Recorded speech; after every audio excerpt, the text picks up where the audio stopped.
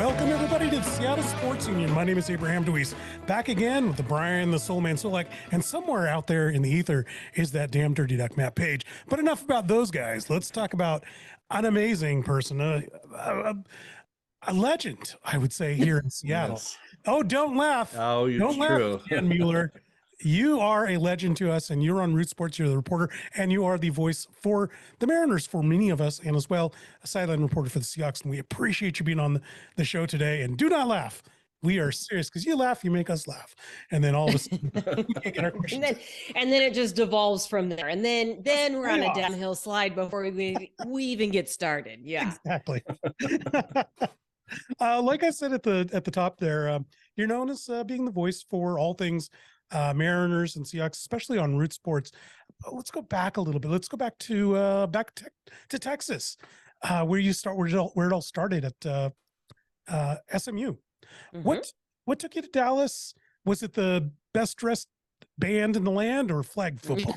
Tell us why you went to SMU. You know, I did my research and I had narrowed it down to a couple of schools. I grew up mostly in Texas, in Houston, and SMU was a nice drive from home, but I couldn't go home every weekend. So the distance worked out. But I did informational interviews before I chose a college, and I tried to figure out who had the strongest alumni base. And I needed to get hired for something out of school. I wanted to know where I might be able to do that. All signs pointed towards SMU. It had a journalism department. It was the right size school for me.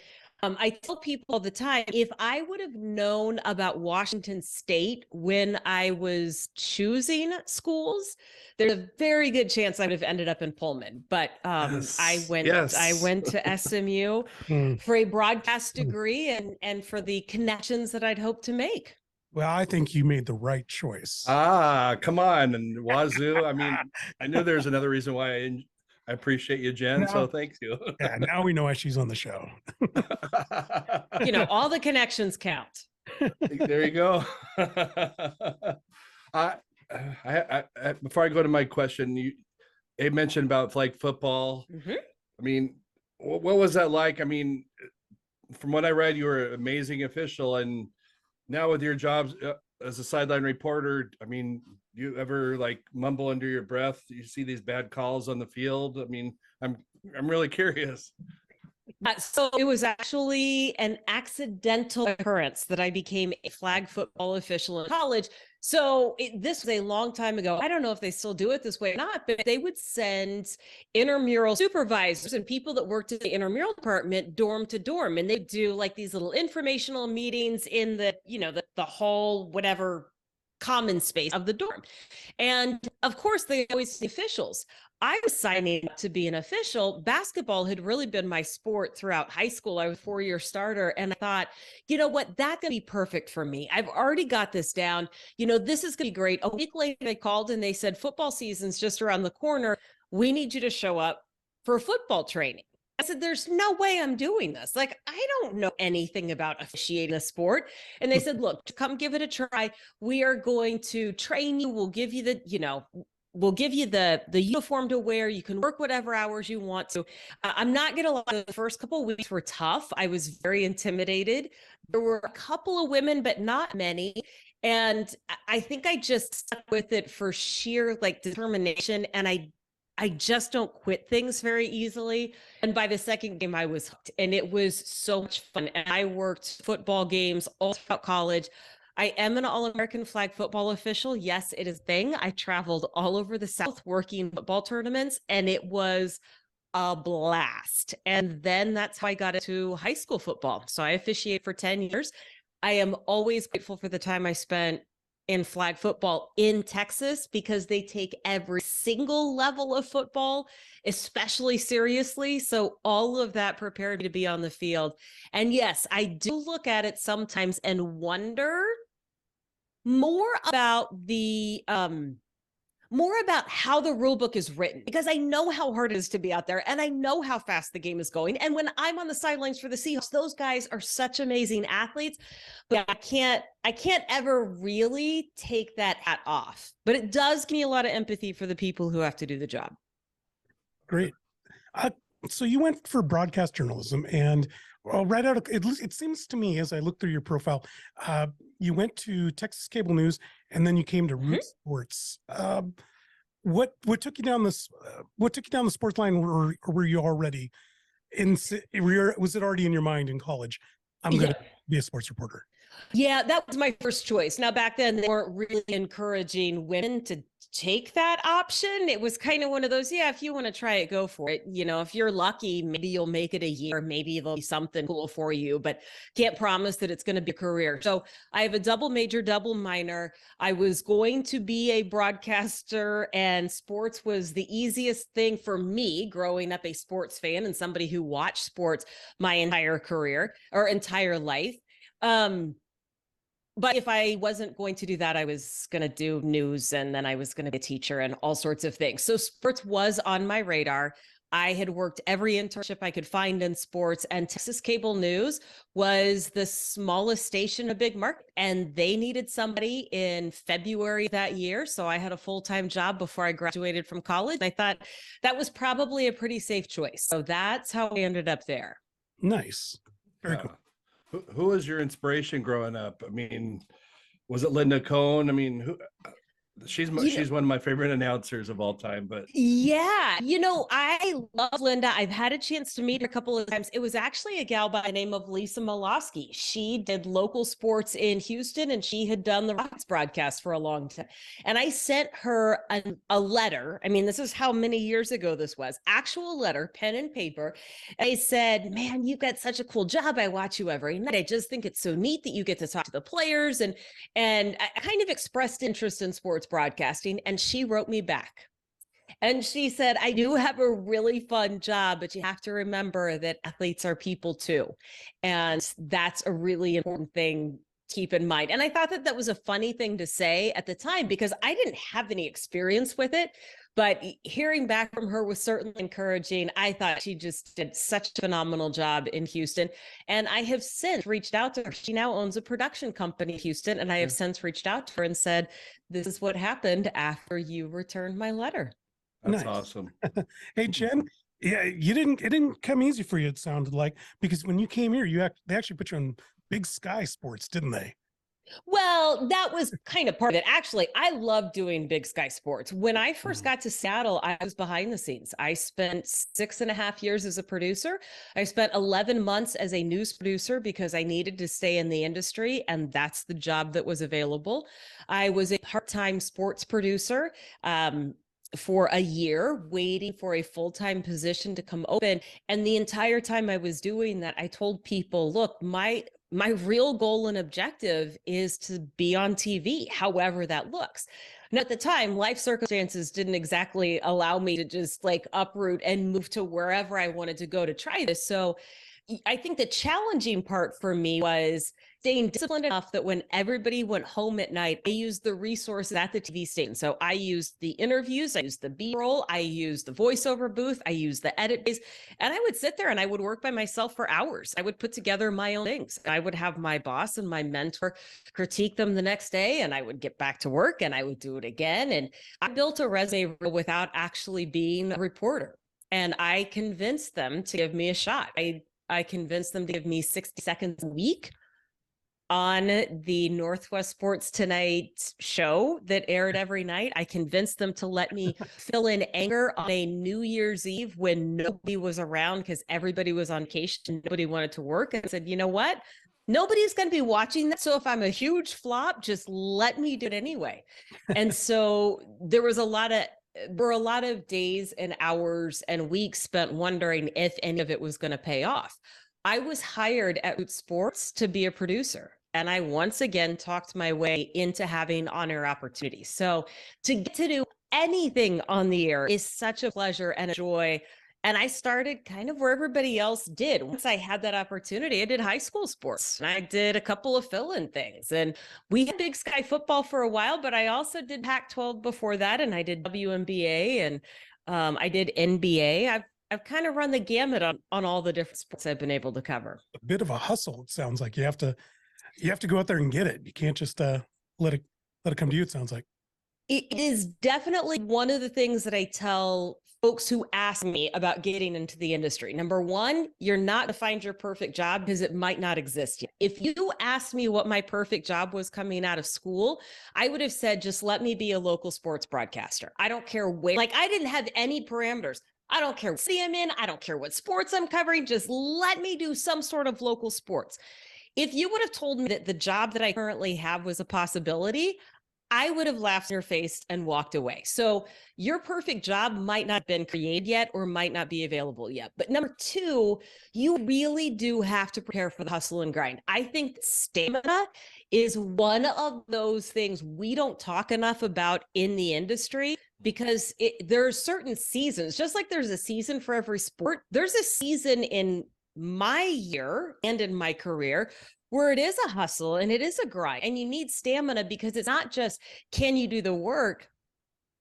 When you're a public figure, it's, can you do the work and show up and be pleasant? On your worst day, on your most tired day, when you are jet lagged, how do you show up for people, whether that's your colleagues or your friends or the people that see you at Costco? So it is a hustle. It is a grind. And I think I've always just loved that about sports, going back to when I was an athlete. Very Recently, yeah, very cool. Recently, you won an award, the Keith Jackson, excuse me, Media Excellence Award at the Seattle LPI Sports Star of the Year. What? Tell us, you're sitting there and they call your name. I mean, how so are you I knew feeling? ahead of time. I knew ahead of time. I had gotten a heads up so that I could get a speech prepared, and so that I wasn't, otherwise out in the lobby or something like that when it came out. It was a tremendous honor. And, when you listen to Keith Jackson call a game, you just felt like you were like a friend, like he was in your living room. He made it so accessible. It made you feel like you were part of the event.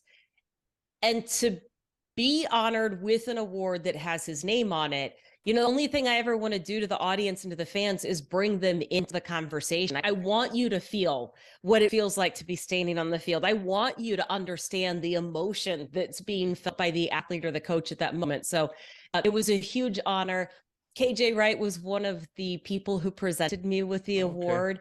KJ has been one of my go-tos in the Seahawks locker his entire career and continues to be a good friend. So that was very special too. That's awesome. Congratulations. By the way, Thank you. Brian, was that Keith Jackson question? Because Keith Jackson went to Wazoo. Is that what you asked? Kind of feel like, maybe a little bit. Yeah. It all kind of comes around, doesn't it? Yep. Jen, tell me about Talk Sporty to me. It's your blog, and I read it in preparation for this show, and you seem to offer opportunities for corporations to develop their employees as professional talkers. Is that right? Yes. And yes, and yes, and there's different facets of Talk Sporty. It is actually the company that I found 14 years ago, and it was designed to be the backup plan in case things didn't pan out the way that I hoped they would on TV. I do work with clients and I work with corporations on improving communication skills. Yes, I try to get them to understand that sports is a foot in the door, and that sports gives you opportunities that no other topic gives you when it comes to small talk, connections, relationship building, networking, all those things. You don't have to be a sports fan to take advantage of somebody's fandom. I mean, you don't have to have filled out an NCAA tournament bracket this year to know that everybody's talking about all the upsets, right? And there's so many different business parallels that you could talk about that I just want people, if the only thing they think about are stats and scores and outcomes, you are using sports just a fraction of its true benefit and power in relationship building. The other part of Talk Sporty to me is the way that I communicate inside a locker room or during an interview is effective communication, because I don't get conversations that are measured in minutes. My conversations are measured in seconds. I need people to respond to me on a deadline with the right answer that is both entertaining and informative and language that it can be acceptable by all of the audiences, right? Right. in business, we mistake what effective communication is all the time. I don't have that option. And so a lot of my corporate presentations are taking the strategies you hear me use in interviews, or that I might use to ask for an interview or to build a relationship, and bringing it into kind of everybody else's realm of, it's not talking more, it's actually just being more effective and strategic with the words that you're saying. Gotcha. So if Abraham was to sign the Seattle Sports Union up, what would day one be like? I mean, what kind of advice would you give us?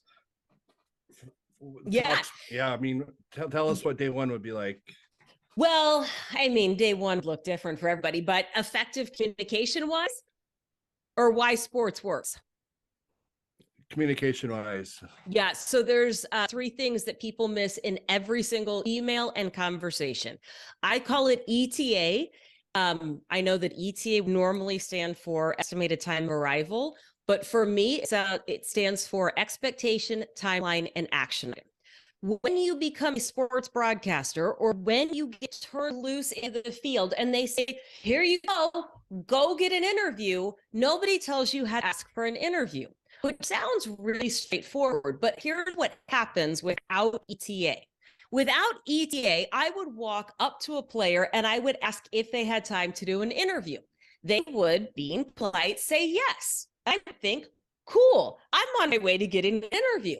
And they would walk away to do whatever they were doing before practice. They would go out, hit BP, they would go and stretch, they would do whatever they were going to do. And I would sit there and I would go, like, I wonder how long this is going to take. I wonder if I should go up there, or if I should stand by their locker, or I wonder if this is going to happen on my timeline. I would get a lot of people saying yes, but I couldn't actually pin down the interview in the time I needed it. So expectation, timeline, and action item sounds like this. I give the expectation, what it is that we are going to talk about. I verbalize all of this. We do not keep people guessing about what it is that we want to talk to them about, meet with them about, or discuss with them. Timeline is when it's going to happen and how long it's going to take. An action item is who's responsible for taking the next steps and what are they. So now when I ask for an interview, it sounds like this. Hey, Marco, do you have time to answer 2 questions about tomorrow's opponent? I can find you when you come off the field. Okay. See the difference in that? Yeah, so my expectation is I'm going to talk to you about tomorrow's opponent. My timeline is 2 questions. And when you come off the field, that's another timeline. Okay. And the action item is I can find you when you come off the field. Now, if Marco doesn't want to talk to me about tomorrow's opponent, Marco can say, you know what, Jen, I'm not pitching this series like that. It's just not going to work for me. Marco could say, I don't have time today. I've got to go get treatment. But my cards are on the table for what I need. And now he can say yes or no, and I can make the adjustment from there. When we go back to effective communication, we miss this in all of our emails and conversation. We create drama when you don't need to have drama, because if people can't figure out what it is that you're looking for, they're going to start making up stories in their own mind. Mm-hmm. And that's how we end up with people showing up like defensive or not showing up at all and ghosting you because they're afraid of what that conversation is going to be. So that would be the number one thing that I tell people: use ETA. Are these same lessons in your book, Learn to Talk Sports in 5 Minutes? So there's 3 books, and that particular one I think is in book number 2. Mm-hmm. Yep. Cool. And a lot of it is just, explaining how I talk and why I talk. And they are available on Amazon. Awesome. And Brian, we gotta remember this man, because like we're gonna be in front of the Aqua Sox this year again. And last year, we got some good interviews, but this year let's make them better. Let's keep these lessons. Definitely appreciate that. Jen. This is amazing.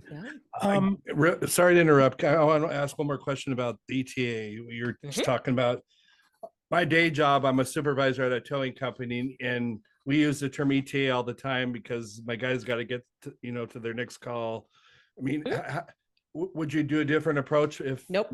No, same thing? Okay. I would do the same thing because, and I did it intentionally that way, because you're going to use ETA in your regular life, right? Because everybody's going to have some sort of ETA. And when you say that, I want you to start thinking about, ooh, what's the communication piece I'm missing in this, right? Like I want it to be such a tight correlation that you're thinking about it, even if you're not sending the email, but it's forcing you to really think through being intentional and strategic with your messaging. Okay. That's awesome. I love that. That's such great stuff. We're gonna slide a little bit. We're gonna shift gears a bit. Okay. Because there's something I want to really talk about with you, and that's March 11th. March 11th for a lot of you out there, just another day. However, it was a special day, a very incredible day, in that you, Angie Metnick, a couple of the Colorado Rockies announcers, performed the very first all-female led broadcast of a Major League Baseball game. That's amazing. How did that come about? And then two, did you feel any nervousness or any, pressure, as you went into this? Yeah, I am really grateful to our colleagues in Denver. So we were technically the second ever MLB broadcast to be all female. We are the first, though, for the Mariners, for the Rockies, and for Root Sports. Okay. And our colleagues in Denver, not only is Jenny play-by-play, which was critical in the situation, because Angie is color, I'm a sideline reporter, and then our colleague from Houston who came up, Julia, she is also a sideline reporter. She works on the Astros broadcast. But behind the scenes in Denver, there is a director and a producer who are female. That is so exceptionally rare in sports and in TV. It is like a unicorn broadcast coming together. To have somebody, to have two women that do the majority of Rockies games sitting in the truck together. So this was really their brainchild, and they'd been trying to work on this for a few years. It all worked out. The Rockies and the Mariners have spring training games in Arizona. They play each other, so it was easy to do a shared broadcast. So the technical side and the logistical side, that kind of got taken care of by the schedule. I'm going to be honest with you, going into the game, I was irritated. I was irritated at the conversations taking place. I was irritated, and I'll explain. I was irritated by very well-meaning colleagues who kept wishing us good luck. And here's why. You don't wish me luck when I go on air 120 games out of Mariners schedule. You didn't wish me luck when I did all the Seahawks games. You don't wish me luck when I go to work every day. For those of us who were working this broadcast, it was a day at the office. And I got offended. People are like, I just didn't think we needed luck. Now, I understand that what people were saying was, we want you to have a good time, right? We just want you to know we're out here and that we're encouraging you. I did not realize. So that was Friday night. We were talking about that over dinner. And the gals were like, hey, look, and just think about it from this different point of view. Okay. So we get to the game on Saturday, and all of us have worked literally hundreds into the thousands of games in our career. Okay. I think between us, there was like 80+ years of experience on this broadcast, right? Like none of us are newbies by any stretch. And yet every single one of us said afterwards that there were some extra nerves because we didn't want to let anybody else down. We didn't want to be the weak link. We didn't want to let people down.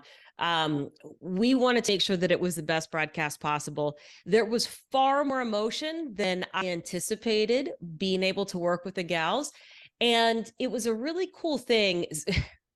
So I looked on Twitter afterwards, which, you have to do, and there's going to be some mixed comments. And one of the comments was a dude. I'm not going to call him a gentleman. I'm not going to call him a man. I'm just going to say from a dude who said, you girls need to realize the majority of sports fans are men, and they don't want to hear women's voices talking about sports. I fired off a response sitting next to Angie. We were at the airport getting ready for our flight, and I said, I got this. And I just said, what? That is the same damn argument they tried to tell me 25 years ago in college. You need to move past it. And I can only imagine how limited your viewing options now are with as many of us as there are in sports. So despite my initial kind of like angst or like just kind of not feeling some of those vibes, I realized it's important because just having women talking sports is important. And apparently not everybody thinks that that should be the case, but to have a female in my ear as the producer talking, that was a big deal too. So at the end of the day, I think it was a heck of a broadcast. I think the gals in the booth did an awesome job calling the game. I think it was a great broadcast from a technical standpoint, and it was really fun to be a part of. Very cool. Yeah, I guess the next milestone would be when people no longer bring this up, right? Yeah, like it's not. That's exactly right. We're getting closer, but yeah, that's still a thing. What you were talking about on Twitter, I saw that, and that actually answered my next question, how you deal with people like that. But I have to say, baseball has been my favorite sport for over 40 plus years. And I've never really watched a spring training game. Yeah. I sat down that Saturday afternoon. I watched from the very beginning to the very end, and I didn't want it to stop. You guys did a hell of a job, and I applaud you for that. Thank you. I appreciate that. Quite entertaining, very much. Yeah, that was a good one. And you know what? Thankfully, most of the comments were positive, and everybody's entitled to their opinion. I don't think they need to share them, but they are always entitled to it. Understood. Well, you know, it's a scenario where the same exact person probably complains that they don't like this play-by-play announcer. They don't like that play-by-play. There are people that generally can't be satisfied. Anyway, well, it is a point though, and that's a challenging thing. And I tell people who want to get into the industry, it is very subjective. And what you like, you know, my boss might not like, right? If the company changes ownership, the owners could come in and say, look, we don't like the sound of your voice, or we don't like this pairing. You could technically be doing things right, but it is subjective. And I go back to that time as a football official. Boy, if I did not already have thick skin by then, I certainly developed it for all of those years. And it makes it easier to kind of just understand what that dynamic feels like now. Right on. Hey, so I'm going to take you back in time a little bit more than just a couple of weeks ago, but all the way back to April 15th, 2012. Myself and my friend Cameron Stevens, we played hooky from work. And I feel that because I don't work at that company anymore. So yeah, I don't regret taking that day off because that happened to be when Felix threw the perfect game. August. You say April first. I was like, wait, what happened in April? Okay, my August. apologies. Got it. Yep. August. Yep. One of those A months. Yeah. Anyway, yeah. I'll run together. You were there. You got to interview there. Felix. What was that like? I mean, how do you? I don't expect that you would have stock questions for winning a perfect game. How did you go about that interview? Yeah, that is a really interesting interview. It is the favorite interview that I have ever done in my entire career. There's a backstory to this. There's a backstory to the questions, and there's a backstory to that moment. So the backstory goes back to spring training, and Felix and I did not sit down for a very long spring training interview. As you know, I go down to spring training every year. We generally sit down with guys for anywhere from 10 to 15 minutes.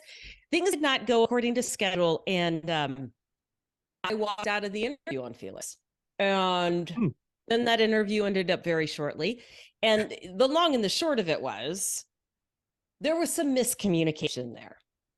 And even though we had patched things up a little bit and we had apologized, and after this is all in spring training, it just felt like it was cursory. And it felt like, God, things were hanging in the balance, man. And I could not afford for Felix to not talk to me, because that year Felix was on a roll, man. We could all see it. He was on a roll. And my biggest fear, we went to Japan that year. My biggest fear, and we kept passing each other in that, like in the customs line to get, I'm like, he's going to do something really cool. And then he's not going to talk to me for a game. And then I'm going to have to explain to my bosses and managers why I can't get the ace of the team to talk to me. So we end up hashing this whole thing out in April in Detroit on a road trip. I feel like, great. Felix and I are at least like, we're good, right? Okay. There was a combined no-hitter that the Mariners threw in June of the year, against the Dodgers. 6 pitchers combined to throw a no-hitter. I covered that game as well. However, because it was a combined no-hitter, we weren't as tuned into that as a perfect game or a no-hitter thrown by one pitcher. So we get to the end of that game and it kind of dawning on like all of us, like, oh my gosh, this is happening. So I go out on the field to do the interview, and essentially every interview question was some version of, oh my gosh, how cool is this? It didn't sound exactly like that, but I listened back to my interview questions and I'm like, wow, how badly did I screw that up? Like, I didn't give the audience anything on these questions. Like, it was terrible. So perfect game from Felix comes. I remember that day vividly. You could sense coming is about the 4th inning. You're like, hey, wait a minute, this looks different. The 7th inning, that's when I dial in and I start writing down questions. So if you were to ever look at my game book or my scorecards, I start writing questions in the 1st inning, but they get really dialed in by about the 7th. And I had questions because I knew that I had screwed this up in my previous chance. And it is my most favorite interview because I nailed the questions. I still have my scorecard with the questions written at the bottom of them. Felix signed it. But when Felix came over, he knew that I was standing there, like everything. I get a hug, I get the interview. Like that was the moment. That was the moment. It meant certainly a lot to him in his career, but it meant a lot to me personally and in my career. That's awesome. Oh, yeah. Do you keep score of every game? I do keep score of every game. I don't have much of a choice. You have to like, Brian, I'm going to know what's happening. Huh? I was just saying, Brian, I'm going to teach him if it kills me. I need to teach you how to keep score. I know how. I just don't make the time. Well, so for me, and I don't have one close by. But I have a full scorebook for the entire season. There's a couple of things here. Nobody really helps us out. People ask this all the time. Do you producers get in your ear and ask questions or tell you what questions? No, you're on your own. Really? And a producer in the truck is dealing with a lot of crap during the game. They're talking to multiple people at one time. So I am on my own, or Angie or Brad, we're on our own to come up with questions. Now, say that we all know what we're looking at, but without keeping score and without knowing what the count was on that home run, I can't ask a question about it. So sometimes my scorecard, if I get distracted, sometimes I don't have everything charted in an inning, but I know what I need. And like I said, those questions, they start formulating in the 1st and the 2nd inning because you don't know when the most pivotal moment is going to be when a game starts. So part of it is like self-preservation. Otherwise, you get to the end of the game, you're like, what am I supposed to ask? So it almost becomes like your outline for post-game. Yeah, it absolutely is. Yep, it absolutely is. I got to ask, what's your most memorable Gatorade bath that you've experienced? Oh, gosh. Boy, that's a good one. Because I really haven't had that many.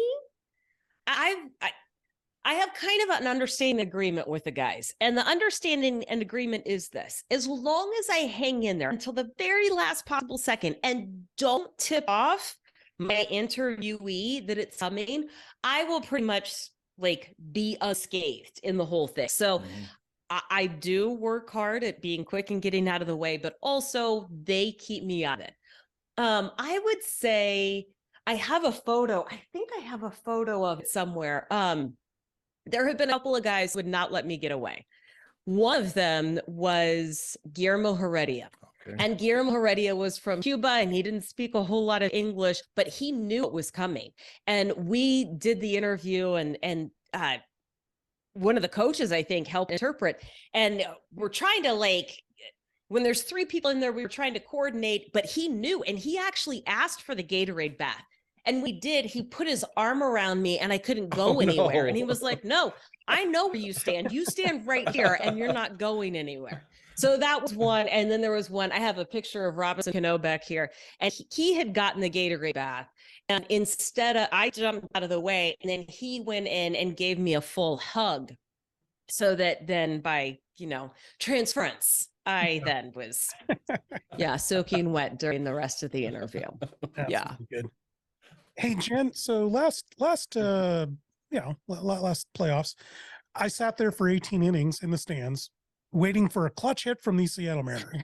And they stopped serving the beer at the 7th inning. So I had to wait sober for this entire time. Please, I beg of you, tell me that you're seeing signs in the spring of better clutch hitting. Oh gosh. Break that promise. That's not where I thought that question was going. Oh, okay. Or send me a 6-pack or something, anything. You know what I was going to say? Shannon Dreyer and I and Brad Adams stood in the tunnel. We were ready to go on the field to do post-game interviews. We go down to the tunnel, mid-8, top 9. We stood there for 3 hours waiting for this. It was like for an entire game. We stood there for an entire game waiting for the game to be over. Yep. Yeah. I was wearing heels that day. That was no. That's the side point. Clutch hitting. Yeah. I mean, I don't know what you see in, I don't know that is something that you can measure as much in spring training. Do I like the approach of the guys? Yeah. I think that it's awesome that Jared Kelnick's doing what he's doing. I think having Tom Murphy back is huge when it comes to just overall what that does for the pitching staff, what it does for the lineup.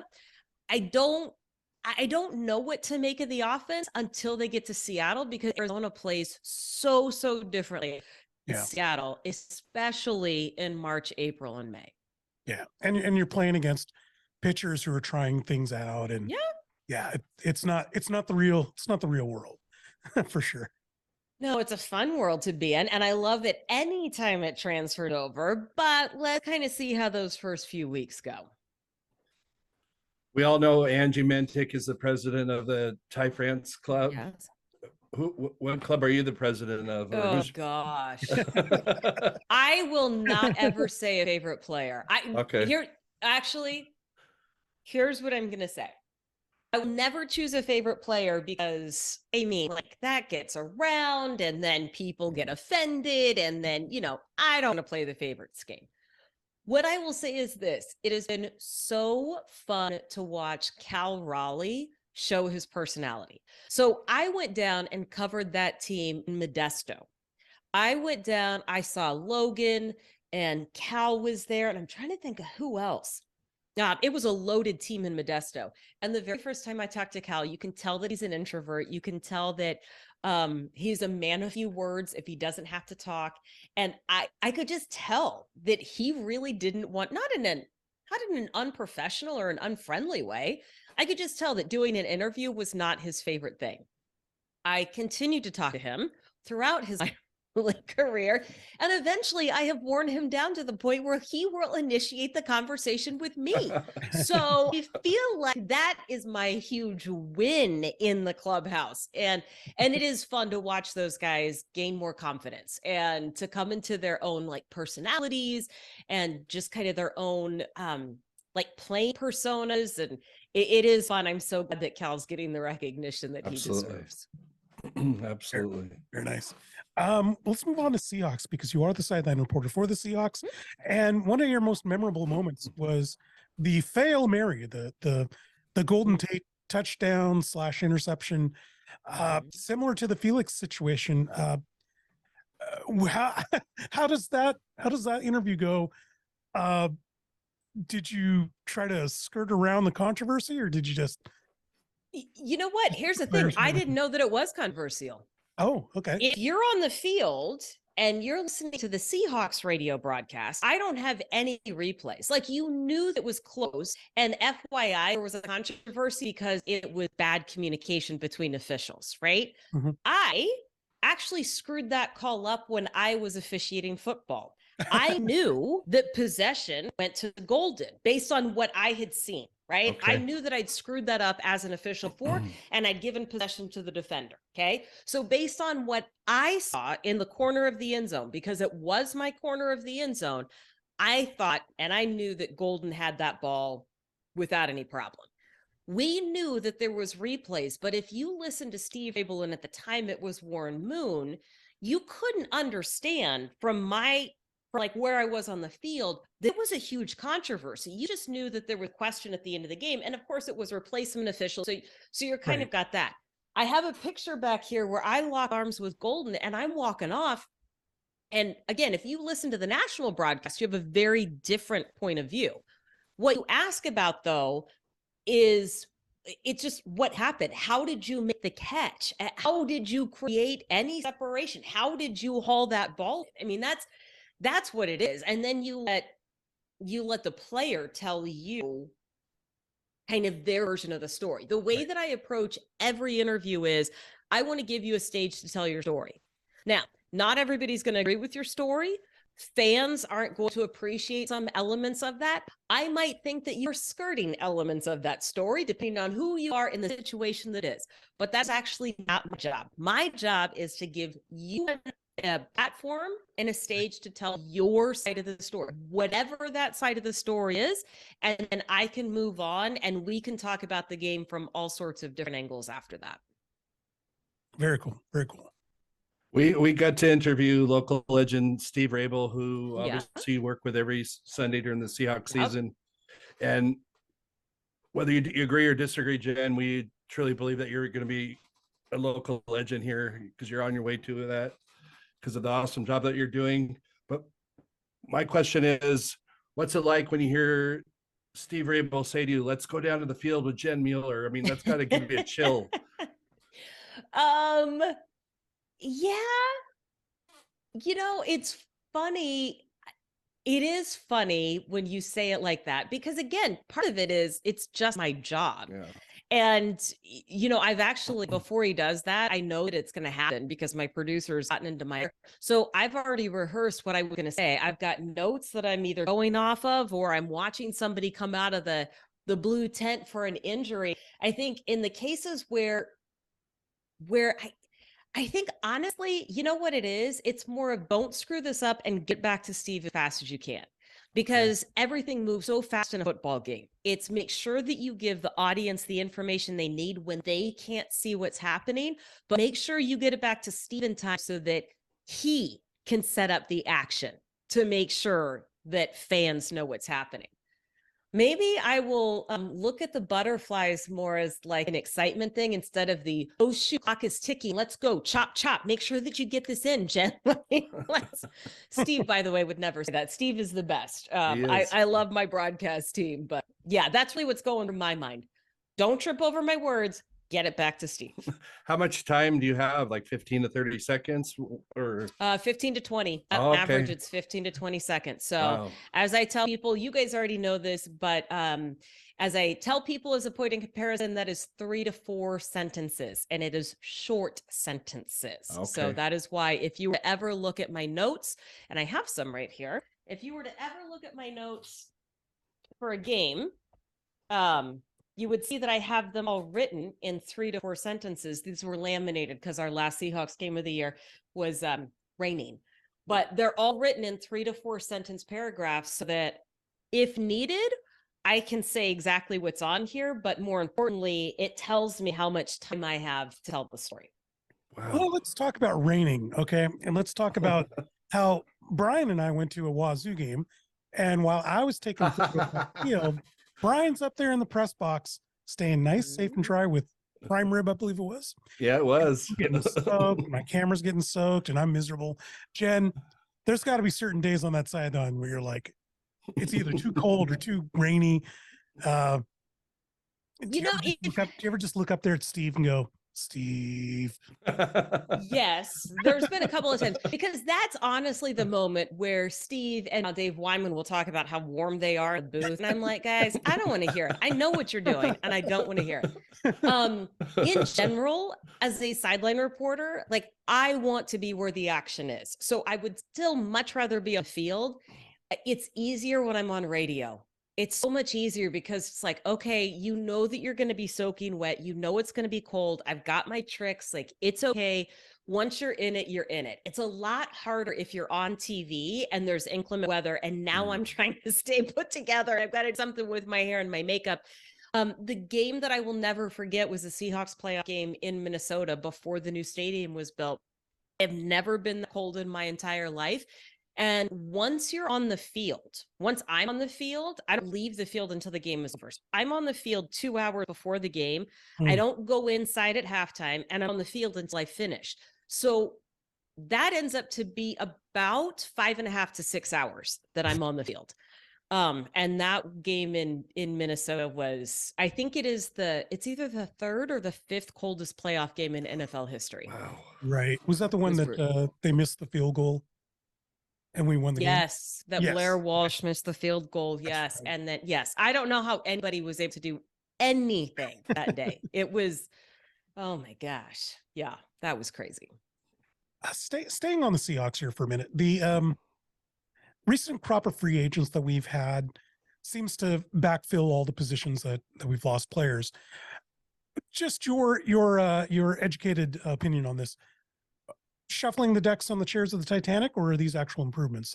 No, these are big improvements. And it's a departure from what Pete Carroll and Schneider have done in the last couple of years. And I think that, I think for anybody who wonders if Pete Carroll is too old and if he's too stuck in his ways, well, he and John are always in lockstep, and they are playing this free agent time different than they have in the past. They have some legit playmakers, and they knew that they needed them because that defense wasn't good enough. And signing Geno Smith gives you flexibility and lots of options with your draft pick. So yeah, I'm excited to see all these guys in the field. Excellent. Please, I got to ask, our producer Matthew Paige is obsessive with the Seahawks and the draft, and lately he seems really negative towards what they've done. Yeah. Yeah, we can't stand them. Tell us who they pick with the number 5. Who the Seahawks going to take with the 5th pick? I don't even know that they know that at this point, because I don't know if they hang on to it, to be quite honest with you.